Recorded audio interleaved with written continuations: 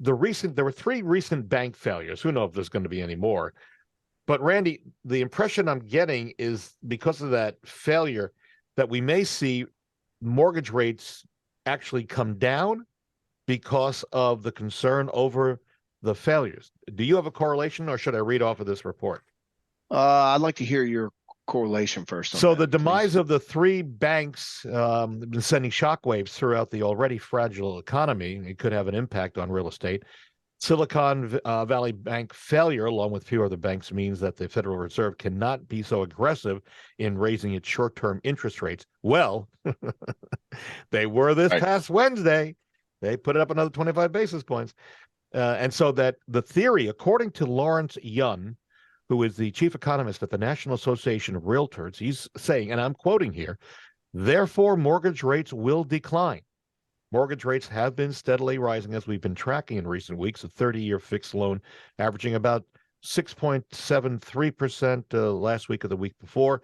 That's according to Freddie Mac, and the Fed has been making a series of aggressive rate increases, as we've been talking, short-term increases, which, as we say, have impacted the long-term rates. So the reason, the concept behind this is, according to the National Association of Realtors, is that rates will come down because of the concern that the Fed is not going to be raising the short-term rates as quickly, as increasingly as they have in the past.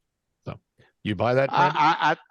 I really don't. I think it's more what's going on with inflation.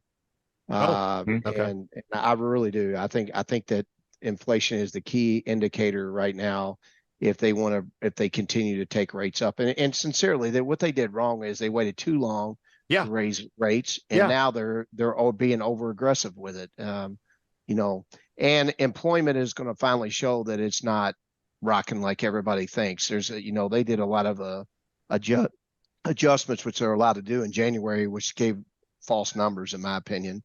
So now we're going to have an employment issue. And with inflation coming down, though, it's going to be a great recipe for us to have better rates. So I don't think it really has a lot to do with the long. Yeah, I agree with Randy. I think it's the real numbers are going to be when that CPI index starts to show not just a flattening and a stabilizing, but a real turn towards the other direction. And that's where, if you've been watching any of the Squawk Box or MSNBC, I've been glued to it the past couple of weeks.